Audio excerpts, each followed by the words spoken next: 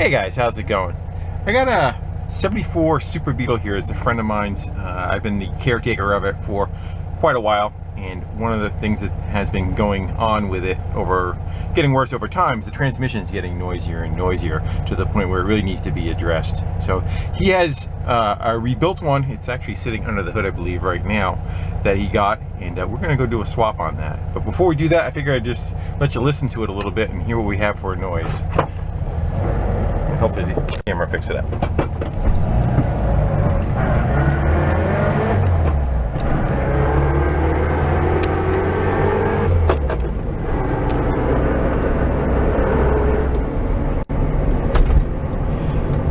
So there's a rather loud, pronounced whine that it has, which I believe is probably going to be the main bearing.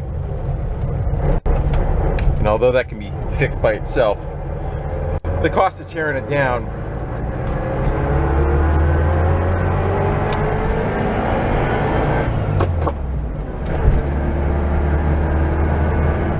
and not having the correct tools to fix it would make for it'll make for a much better repair to have a trans that was professionally done and just swap. So we're gonna go swap that out in this video, and then we'll do a little test drive afterwards and see if it sounds much better. I'm back at the car in the garage. I took the transmission out that he has to go in it. It's up in the trunk. Just wondering what it notices. Looks like it took a little bit of a hit right there in its packaging. Should be okay, but just want to make a note of it before we install it, in case there's an issue later on. And he also grabbed a plethora of parts. We have a new clutch kit assembly for it, new mounts, trans and motor mounts are in there, a new seal for the rear engine bay if it needs it, the main seal for the car, and this is the shift coupler. It's under the back seat, which connects the shifter to the tail end of the transmission, and some gear oil. Well, the first thing I'm going to do before I put the car all the way up in the air is I popped the back seat out already, and I'm going to disconnect a battery terminal off of it, and then also again under the seat there is a access plate, and what that access plate allows you to access is where that shift coupler is. And you're not going to be able to pull the transmission out until that guy is disconnected. So hopefully we can get that out. There's the coupler. We're going to just loosen, we're going to take the mechanics wire off and loosen that guy right there. That'll allow the tail of the transmission to come out. So I'm going to take a second and show why I'm replacing that coupler. So here's the shifter up here. Rod goes through the tunnel and meets in the back, and then you'll see as I wiggle that shifter around, you can see the play that is in there, especially forward and back. And by replacing that, it just kind of tightens up the shift pattern so the shifter's not as sloppy. It's a common area to have an issue. That's backed off, the wire's off, and it's backed off. We should be able to just take the shifter and easy for me to say, right? Let's get the rest of the way out. There's a detent on that shaft that kind of holds it. Let's try that again. There you go. Now it's off. We'll take care of that once the transmission's out of the way, but it's not very complicated. We're going to start up top and take a bunch of the uppers off while the engine is still cooling down. Then we'll get down to down below. But essentially, I'm going to take the air cleaner housing off, which is just going to be loosening up that 10mm here. Hoses, a lot of times you can just take these and they'll come right off even though they're clamped. Preheat. Those are for your heater boxes.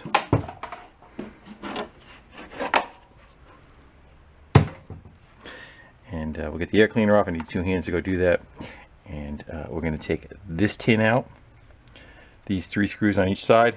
A couple screws around the back. This tin will pop right out of the way.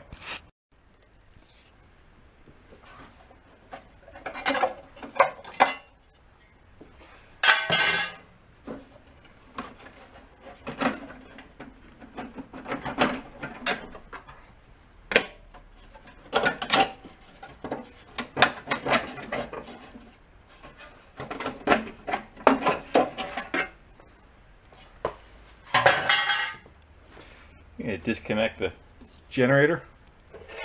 I believe they are 8s.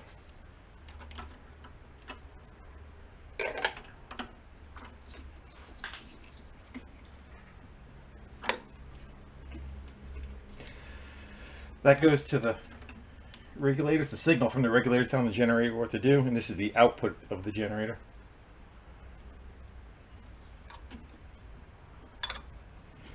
And it's got a ground wire on the back.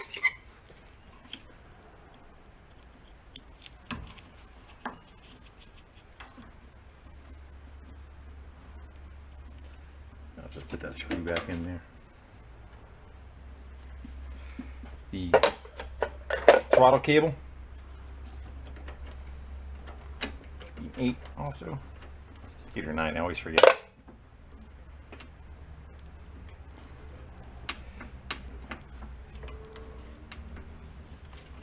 I'm going to take that little barrel out of there just so it doesn't get lost. What else do we have? We're going to have wires. One goes to the coil for power.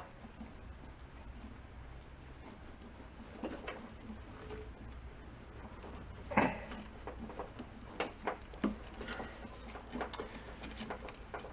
then we have ground, oil pressure gauge. It should be that guy. And then coming from the other side is going to be power for the reverse lights, and that goes to the same side, the hot side of the coil also. Get that out of the way. A lot of times you just take the holder right apart like that. And you can just drape that wire off to one side.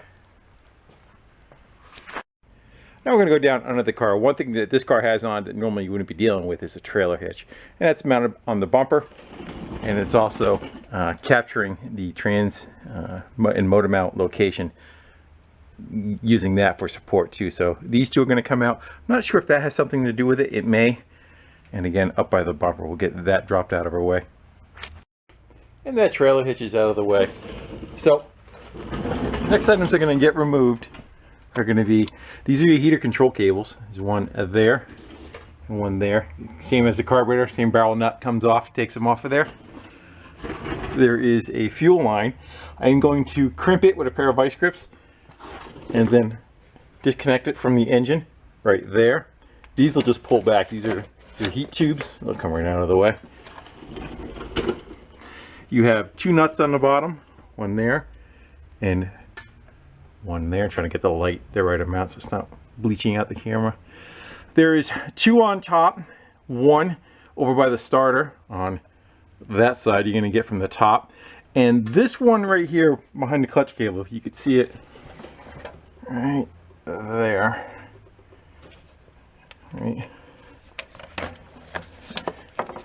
right there, that guy. Sometimes that threads in from that side, sometimes it'll thread in from the top. It all depends on what the engine combination is.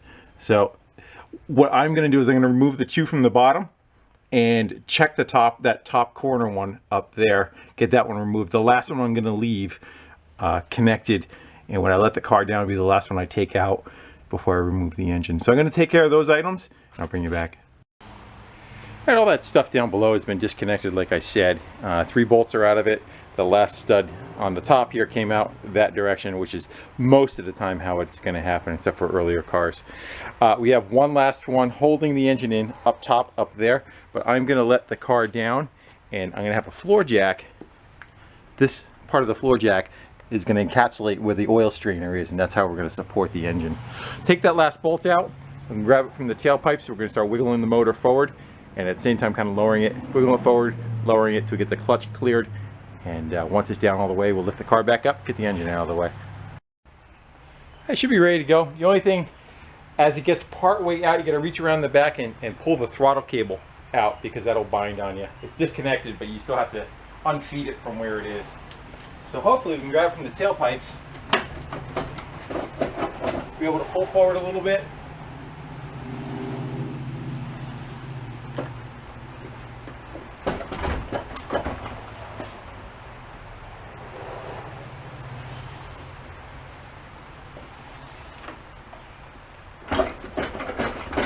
Sometimes on cars that have a vacuum advance, it's wise to either take the distributor out or loosen it and rotate it out of the way. This isn't a problem in this car though.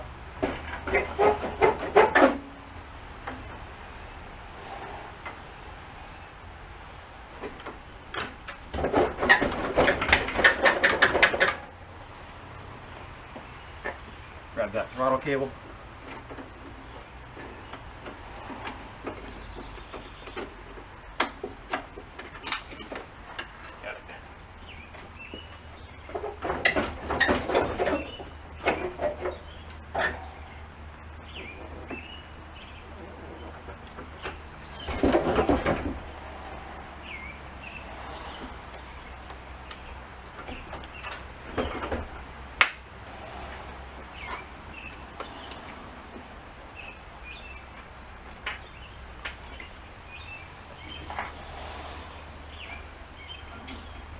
The wire for the reverse wire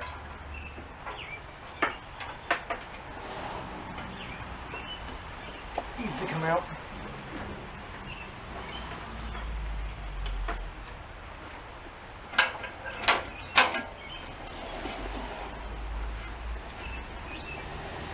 So we are going to have to unplug that.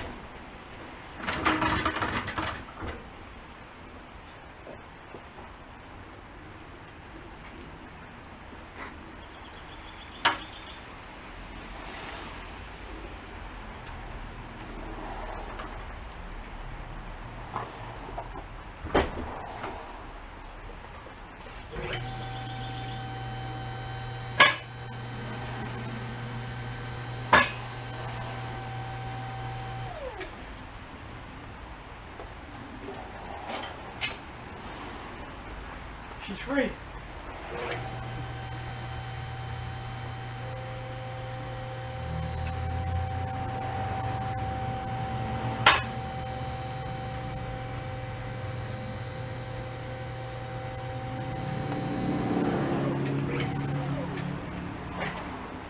That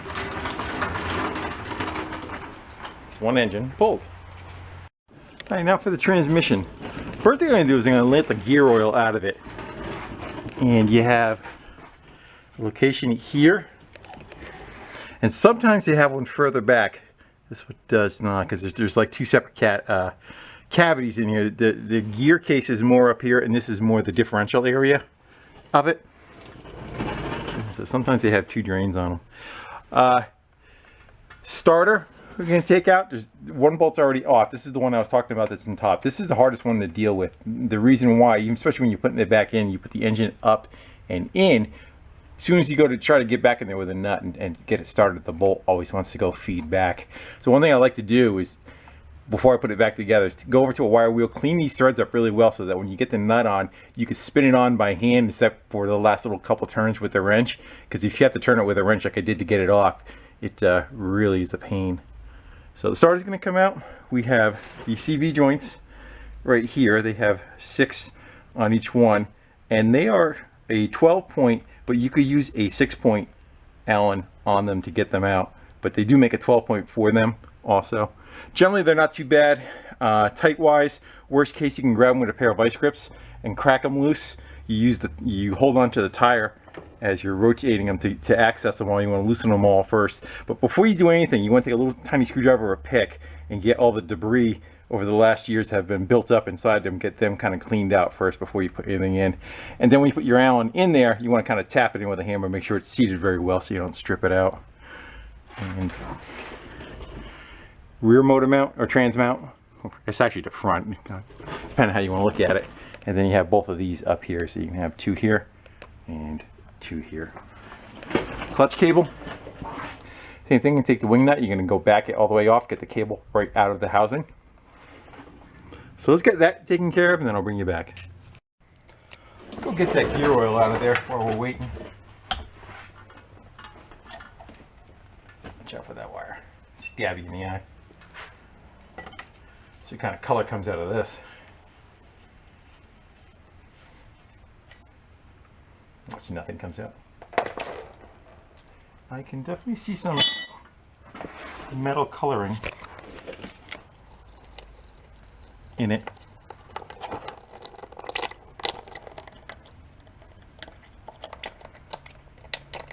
It's not terribly dirty, but it does have some metal tinge to it.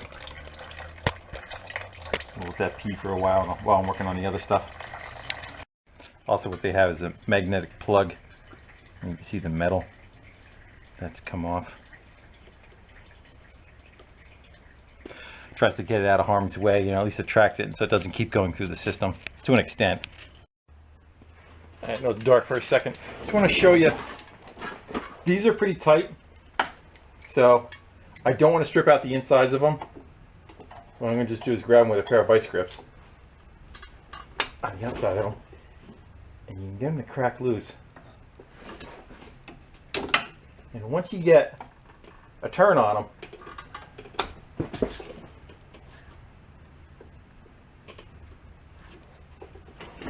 you can come back with the Allen, and no matter what you were using on the inside, it was going to strip out. If vice grips are that hard to get it to move, you're going to have a problem with the inside, even if you had the correct 12-point socket. So here I am over on the driver's side, and axle is removed. But it definitely did put up a fight, a lot more than it should have. But it's been together for 45 years, and sometimes that's to be expected. They ended up, vice grips probably got half of them, and then we ended up going to using an impact driver. An impact driver basically is whatever implement you want to put on the front of it. When you hit the back of it with a hammer, it drives in and turns at the same time. So it doesn't want to pull out and strip. It kind of drives it in at the same time and turns it. So that got all of them except for one, and one of them I had actually used a air chisel on the side of it and kind of hammer it with an air chisel. Once I did that, it kind of rocked it loose a little bit. I took the screw out above it. Where is it? So I took the screw out above it and then took the bracket, and I worked the bracket back and forth, and that was enough to turn the bolt a little bit, and then I was able to finally get that last one out. So they're all out. Next thing I'm going to step to is, I call it a preload tube. People call it a Bowden tube, a couple of different names. This is the clutch cable tube that's going up through. So I'm going to take that nut and that nut off. It'll get the bracket away, and that can just stay by itself. The starter has, hold on, we're going for a ride. I went to go take the wires off the starter. I soaked it, but it is turning the whole stud. So I am not going to take the wiring off the starter. I'm just going to unbolt the starter, and we're going to pull it to the side. No sense opening a can of worms if you don't need to. Let's see if we do our best not to drop it on the floor. I'm going to go onto that stool right there. There we go. So much for the stool. Out! Out, ski. Out now. I want to clear off this table so we can do some part swapping, but I just want to show the oil if we can get it to show the metalliciness. There you go. See how much metal is in it. Now I have them side by side, and just kind of giving them a quick general look over. The only thing I see different is the ribbing on this one is different than it is on this. Not quite sure. This might be just a little bit later model. I'm just not positive that. I don't see anything that should cause to be an issue though. They painted over. This is the reverse light switch. We're going to go clean those up. They should be not painted. And same thing with the threads for the starter. I'm going to take a wire wheel. We're just going to go and clean them up with a wire wheel, get the paint off of those so that we're not fighting hardware trying to go back on. And the only other thing, well, two other things here in this transmission, the one we took out.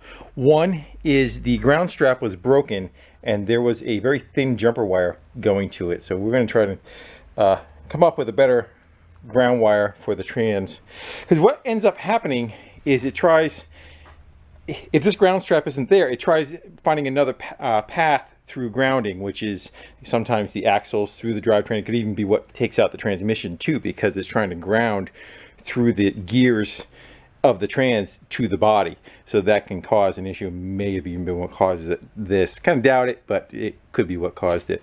And the other thing is there was no plug in the trans right here. I'm not quite sure what would go here. You see that it's blank on the other one over there, but this was open to the weather on the outside. So it might have been like a neutral safety switch is what I'm thinking, but not positive of that. Again, the reverse light switches right there. So I'm gonna start cleaning that up, get some stuff swapped over, and get ready to put that back in.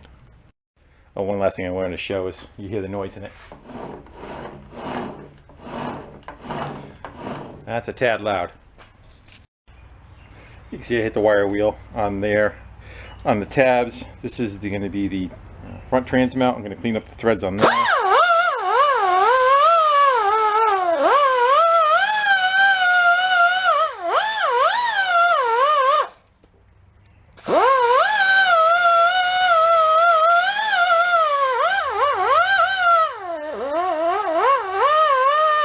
You get the idea. All right, getting there. I got the mounts swapped over, or the bracket at least swapped over, and it's got new mounts all the way around it. I just want to show the starter setup. There's a 6 volt and a 12 volt. They got 2 different bushing sizes. You just want to make sure that you have what you're supposed to have. Again, 12 volt starter. There is again essentially 3 different types of starter. There's a 6 volt, a 12 volt, which there is 2 different pilot bushing sizes for. Talking about that, and then there's a type 3. A type 3 has it's self-supporting. It's not reliant on this outer bushing for supporting the starter motor. So it'll have its own support, and type 3 is going to be like a fastback, square back, that kind of thing. And they'll fit right in a regular bell housing. You put that starter right in, it'll run in anything. So worst case scenario, if that's your problem, order a type 3 starter. Anyhow, the starter, the wire ended up breaking right off as soon as I went to go move it, so I still have to deal with that anyway to go fix that.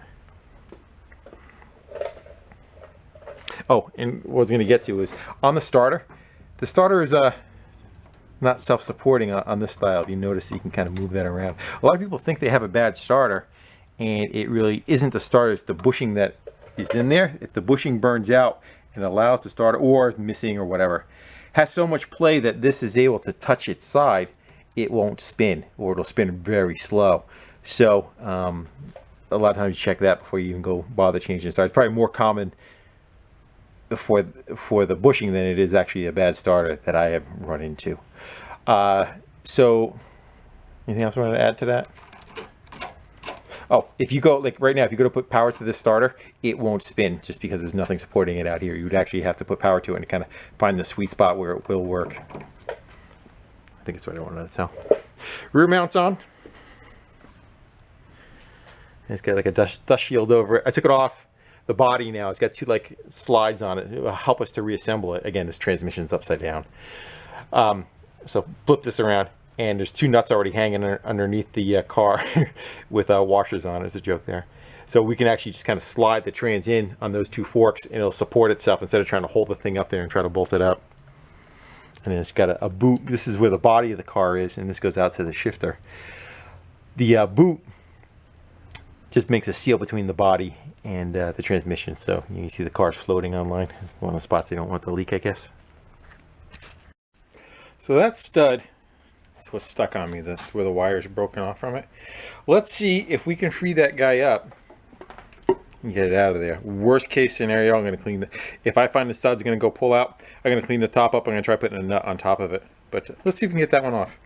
So the first thing I want to do is I want to get all the crap out of the way, the threads possibly that I can, so the nut has less to try to back off of. So we're going to go take just baby wire wheel. Noise alert.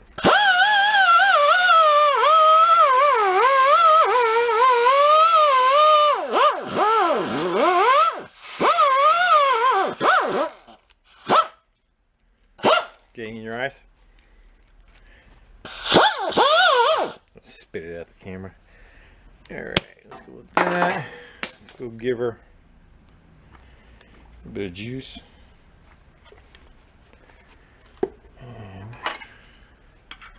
this is what I would have to do under the car too, but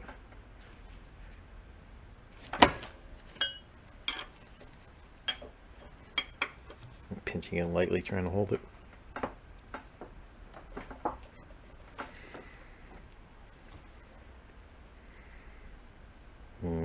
want to push my luck. See how the stud's turning?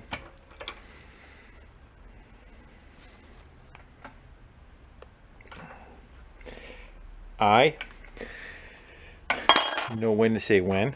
Probably let that soak, probably work out a little bit, but if I take that post out of the center of it, you trash it. We'll grab another nut, we'll just put the wire right over the top of it and bolt it back down again. Gotta get a new hot lead to put on there, but other than that, let's see, we're gonna go call that fixed.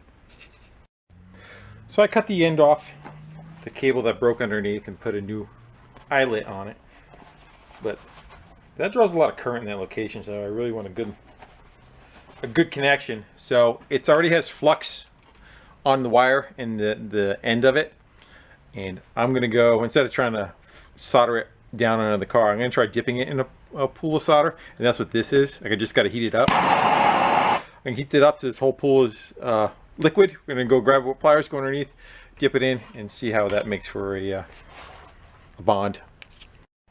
I definitely need to do my best not to drop this, because that would suck.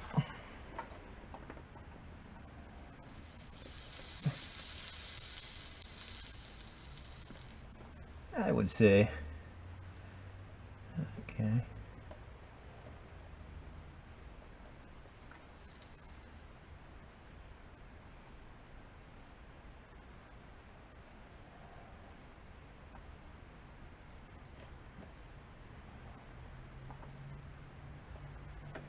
Should be soldered. I think I should go put this down someplace nice and safe. That is now, it is now one.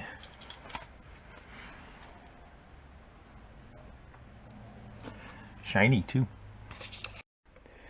So I took what was left of the ground strap off underneath the car. Yeah, not much left of that.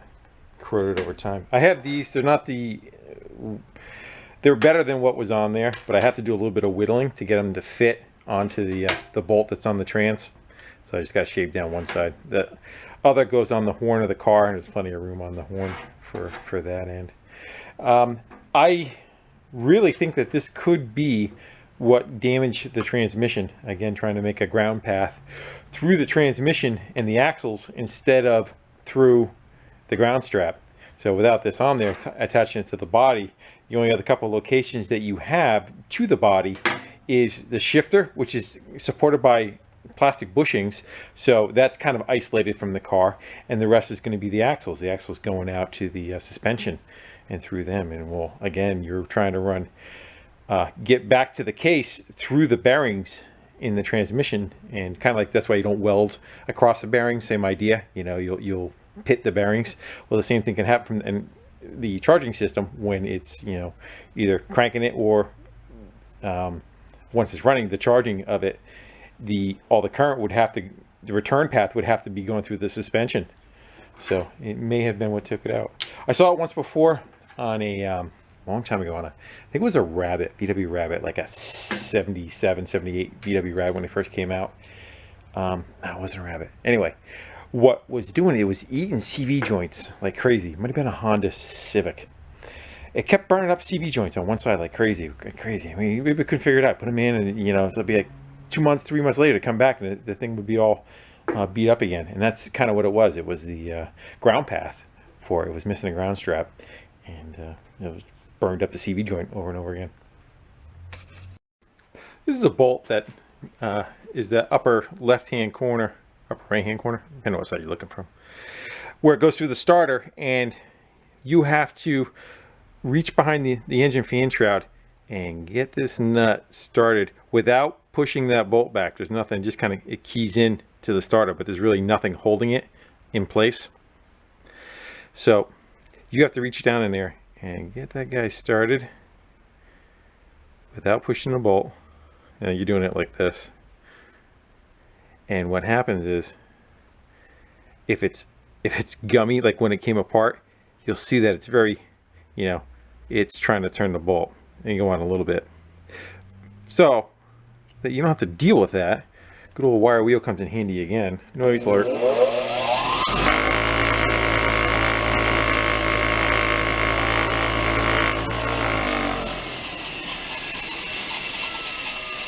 Now it's more buttery to put on there. It's not fighting you as much. You could actually run it all the way on with your fingers instead of having to get in there later on with a wrench and turn it an eighth of a turn each time. And you know what I'm talking about. Preparation. Or your best view is going to be, I'm going to try muscling that thing up inside there without trying to give you a view of the back of my head. It's not exactly my best feature. Let's go for the grunt, I guess. This is the VW Trans, it's not too bad.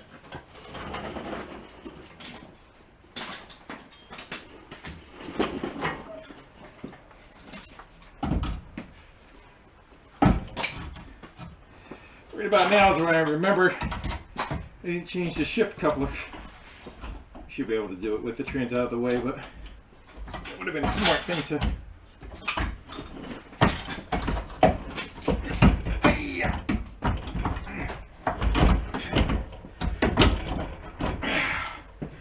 Got a cramp.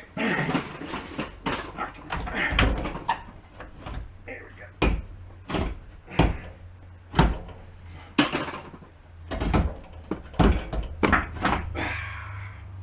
Yeah, that was easy. Well, I guess could have helped.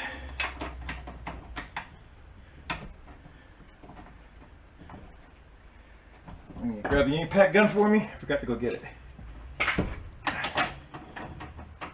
Yeah. 19mm socket. Yeah, man. Pieces. Yeah, good enough. I think I get that one started. Maybe we double check on that shift coupler and change that out, just in case we need to pull it forward a little bit from our room. Here's that shift coupler, and what it does is, here's that bolt that we took out in the beginning that pinches onto the shaft coming out of the Trans, and then it's just a bar coming from the fork up front. You pull this pin here. Gotta put a 15 on the other side. There you go. You can split that pin. That pin will slide out, making you dizzy.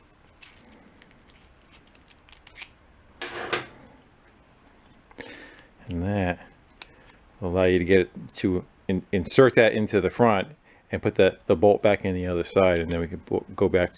This end goes back on the Trans at that point.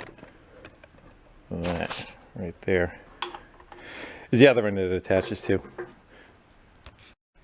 I apologize ahead of time if it's going to be shaky. You guys are vicariously in the car,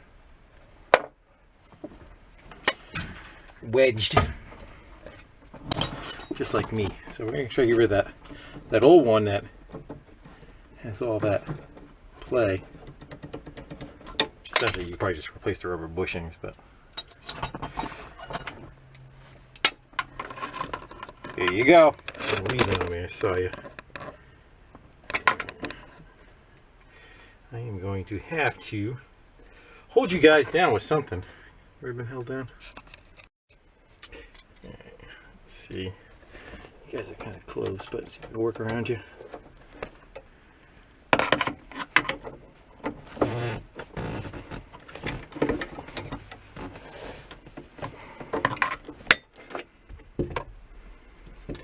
Get it?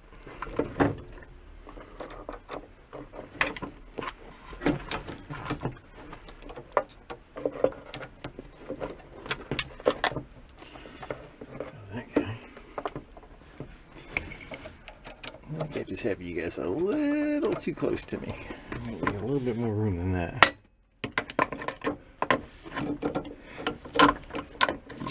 If you really want to see this. Is it that important to you? Because you guys are where I need to be. Yeah. I think you guys get the idea. So that's on there and tight. We need to get rid of that guy. We're going to put the other one in it because the other one has a hole through it.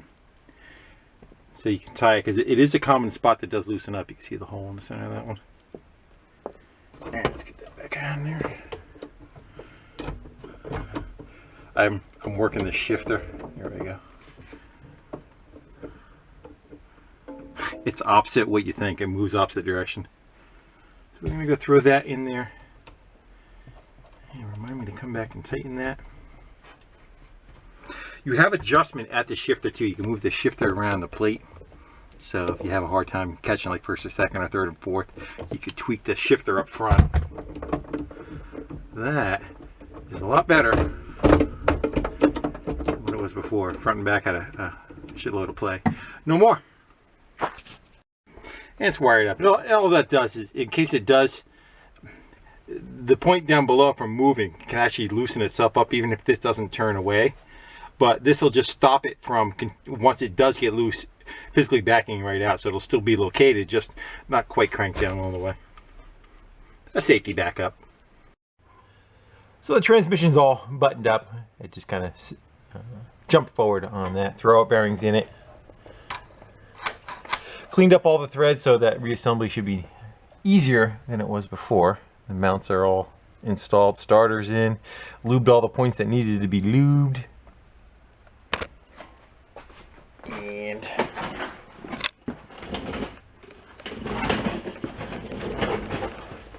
I have not filled it yet. I gotta go fill the transfer, the next thing to do. Ground strap is on. That's a little better than what we had before. You guys can see. That should work. So while the engine's out, I think I'll get the thing filled up a little bit easier. And then we have to jump on to getting... we got a new seal for here. The problem is that I think his channel is kind of rotting out. You can see rust here and there. And when I think this car possibly even took a hit at some point in its life because it seems like the back is a little racked to one side. It seems like the engine compartment, the engine tins were very close on this side. So we might have to get a little inventive, probably a good word, for keeping that seal in. A lot of the channel that holds it is rotted out. There's a lip that's supposed to hold it. And as you can see, not even there anymore in that part of it. That trans is topped off. And now I want to work on the engine bay seal. Here's a new one. The old one isn't terrible, but while we have the engine out and we have to address it anyway, we might as well change it. It's probably 5 years old or so, it kind of looks. Again, but we're going to have it apart, so why don't we go change it. Car was orange at one time, huh?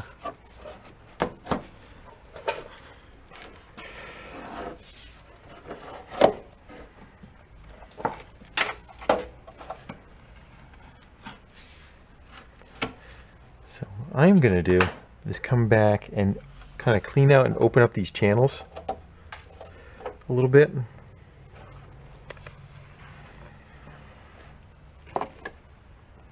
Yeah, right here's the worst. So what's going to happen is when I'm trying to install it, it's going to want to pull out like it did. See on the other corner, there's just nothing holding it. And I think we should go get in best we can. We'll come back maybe with some tack screws. We'll try to run a tack screw here and there to kind of hold the thing at least close to being in place. And in worst case, after the engine's back in, we can kind of pull it back up into some resemblance where it's supposed to be. The idea is to keep the hot air from down below coming up above. Their air cooled air comes in from the vents, gets sucked in through the fan on the back of the engine, and then all that gets deposited under the engine and out of the back of the car. Well, if these seals are no good and the hot air is able to come back up in, you're sitting in traffic, the heat actually just comes right up through here in the engine bay, just makes a circle, and the thing starts overheating. So that's why that's the idea of the seal. All right. Let's talk him. Let's get her in there.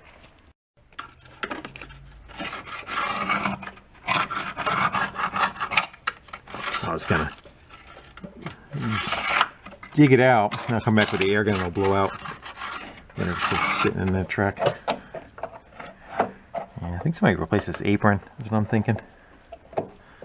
can see where it's been kind of like rubbing. Boy, that channel, there's not even a channel there anymore. I don't think. Yeah. It's all busted away. We're going to be gingerly. Yeah. I could see some, looks like hammer marks here. So it was hit at one point and kind of beat back into submission. And down in the dark, that seal is in. And I probably put about 8 screws going around the perimeter of it just to kind of hold it in place. This whole section is, it's too dark, but this whole section is giving way. So there was nothing supporting it, at least now. When it gets fondled by the engine, it'll be able to hold on a little bit better. So we're going to switch over, get the clutch disc off, and get a new rear main seal on it. So we had new clutch pressure plate throwout bearing. It wasn't having an issue, but because we have it apart, we're doing a couple of as might as wells for the future. So that goes back inside there. We just need to get to it. Let's see if they'll crack loose with the impact driver. Not so important when you're taking it off, but when you put it on, you don't want to run one in to go to the next one, run that one in. You kind of want to draw it in even as you go around. I'm not going to be that concerned about it, taking it apart, but I'm going to keep that in mind. Yeah, she's not going to break loose. You got to crack them loose first.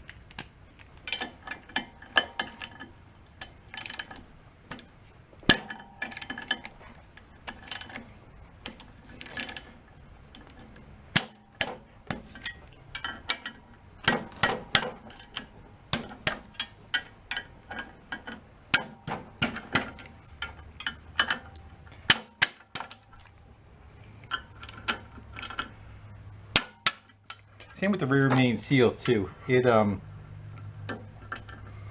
not leaking, but while we're in there, it's a good time to do it because nothing worse than next spring when he takes it out, then it does have an issue.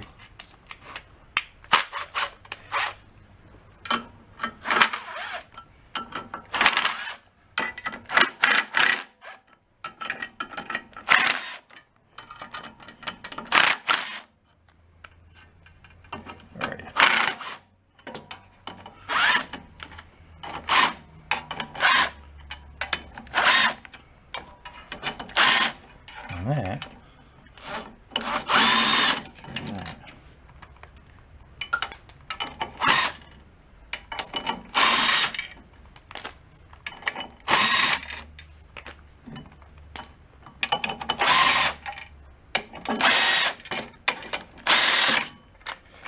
Yeah, that clutch disc was showing signs of rust. Kind of rusty.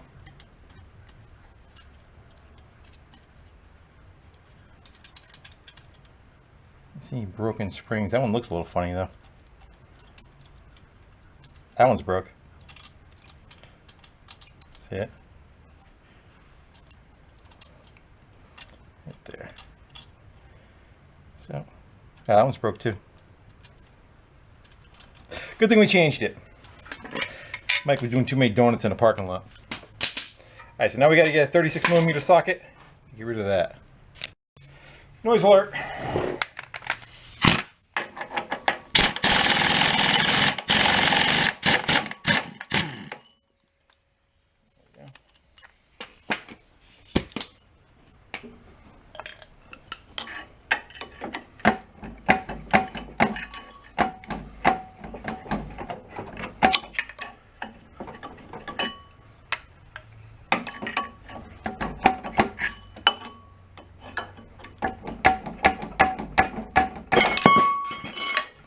Watch your toes. Flywheel looks okay. Get that seal out.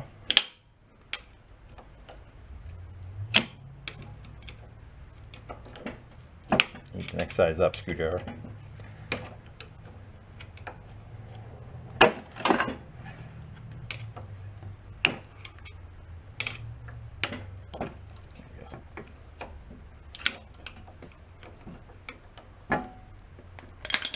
We'll clean that up with a rag, put the new one in.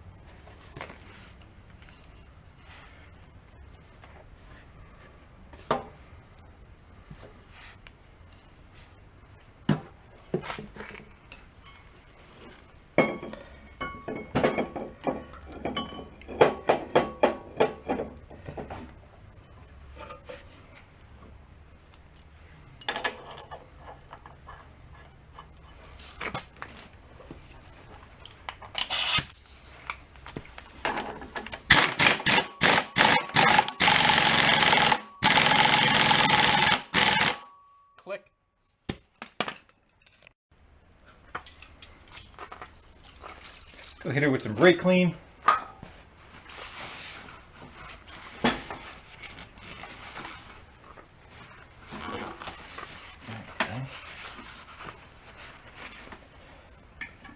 New pressure plate will do the same.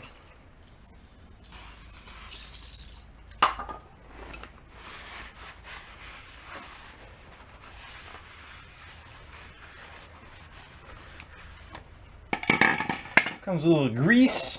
The grease is for the center bearing. We're going to go apply that right to the tip. A little grease on the tip. There's a bearing inside there that we want. Take the grease, but not have it get flung on other places. Comes with a centering tool already.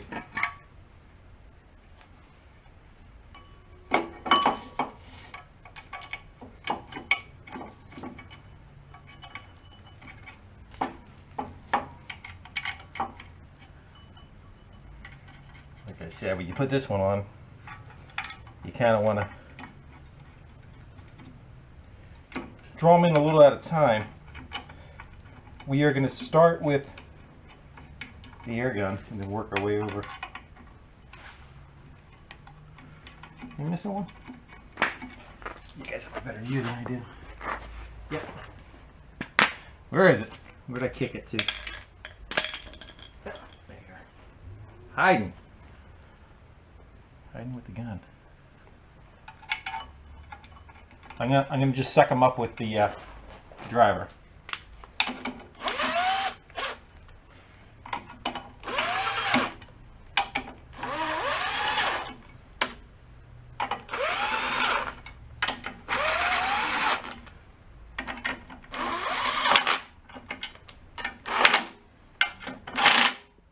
You can kind of watch the center of the fingers too and watch how they're going in. Okay, you just want to crank down on one side altogether, and then come back to the other.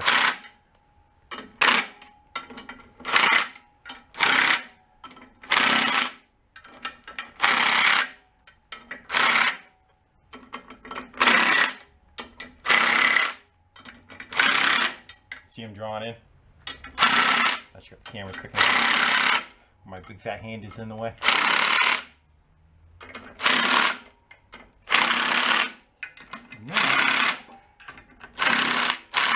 Do them all the way home now. Now I'm going to go back one last time with a ratchet. One without the swivel. And I'm just going to work across from it. Make sure we got a good, then turn it. Because if you try to work it on this side, you'll just turn the engine over. If you work across the center, it has a lot less tendency to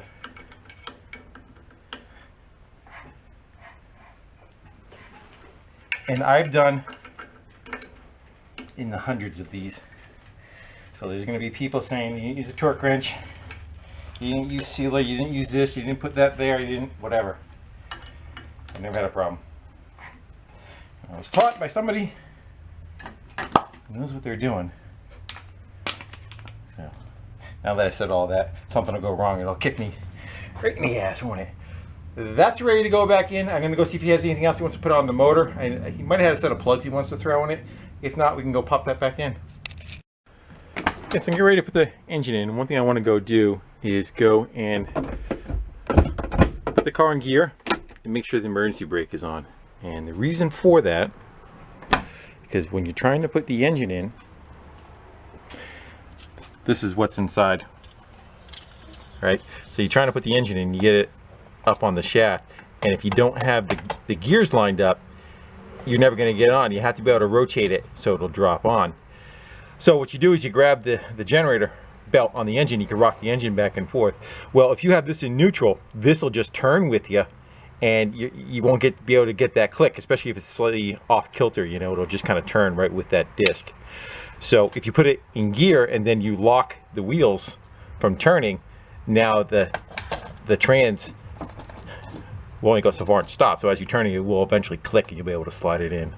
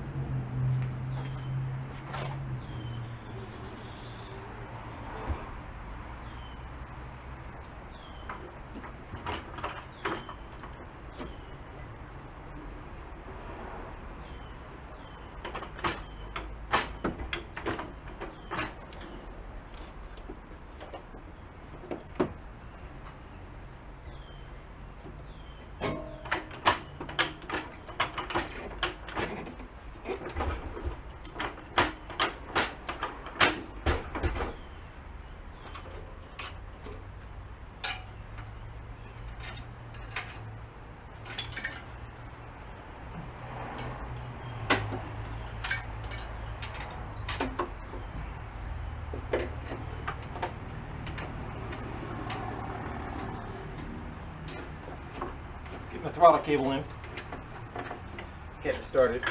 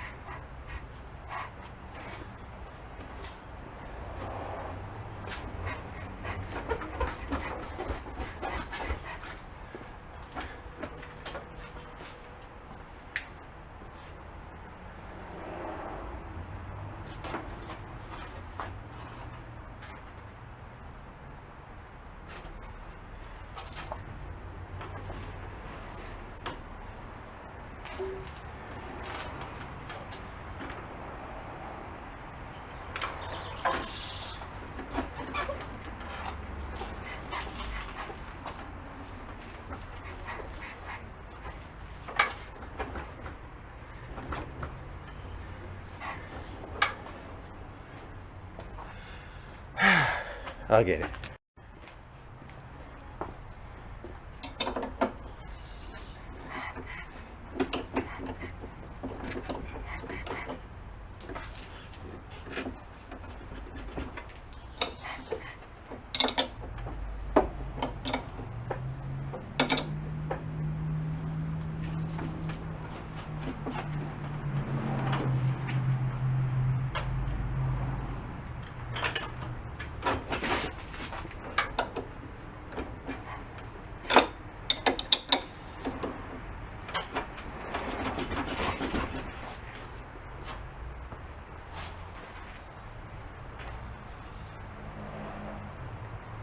because it's in.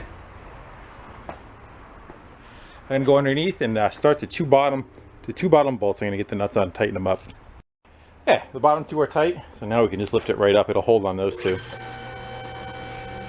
Give us a little bit more room. I can get the driver's side upper from the top, get that cranked in, and the one that's really going to fight us is the one by the starter that we're talking about.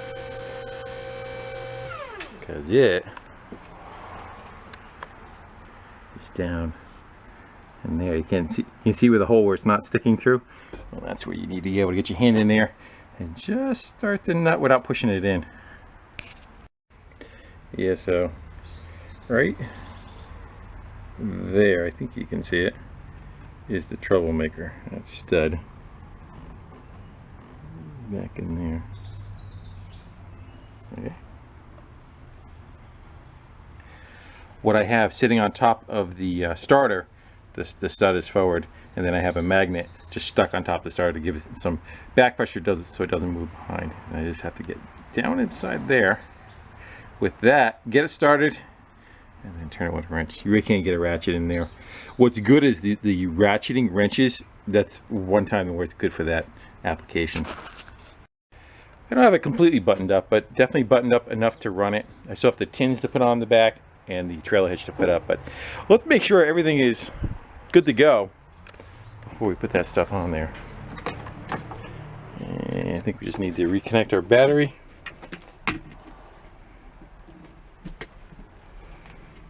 Let's go.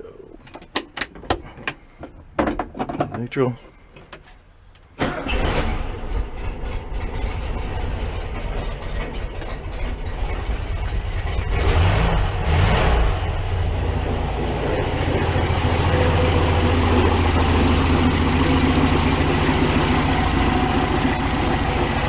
We have a belt to change on that too. That's the rattle you're hearing. Let's go hop in it and run it through the gears. Hopefully.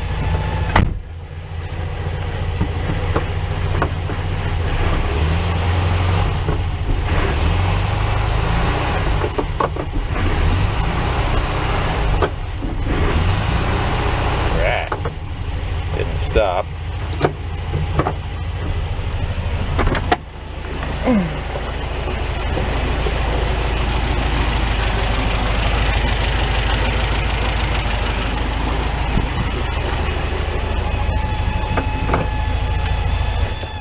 All right. Works on the lift. Let me button that up. I want to change that belt out, put the tins on, put the tire on, trailer hitch, and test drive. All done. What do you say we go take it for a test drive and hopefully no issues. Hey guys, let's go run through the gears.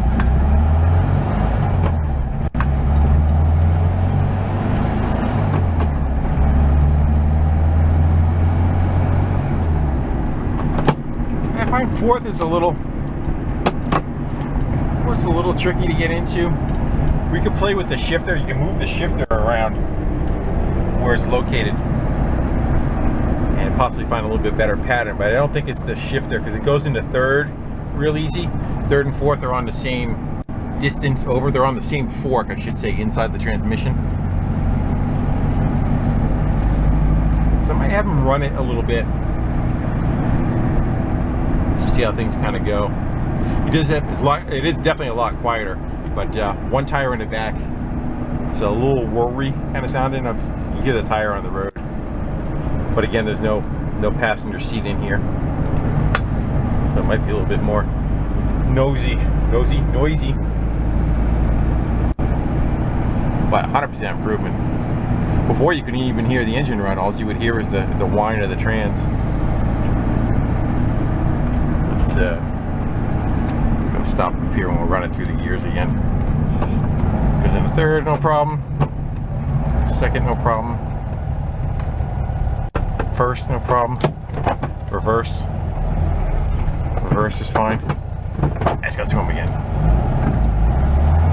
Come on.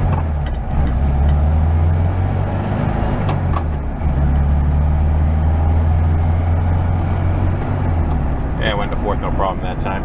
So yeah, I'm gonna let him just kind of run it and see how things kind of settle in. Sometimes it was terrible before. One time I got in this car, it's like every time I went for a second, I just kept grinding in reverse. Like, Mike, you drive it like that? He goes, yeah. He was used to it. All right, so guys, I think that's good. I think we got her done. As long as I go home and there's no big puddles underneath it, it's go back into him, and I finished my last commitment to friends that need repairs on their stuff, and I can go back to working on my stuff. So with that, I want to thank all you guys for kind of hanging out in the garage wrenching with me. It's been fun. I enjoyed it. Hope you did. How many of you guys actually watch this that don't even own a VW or never will own a VW, but you watched it anyway? Hey guys, I'm babbling. Thanks again. I will see you on the next one. Later.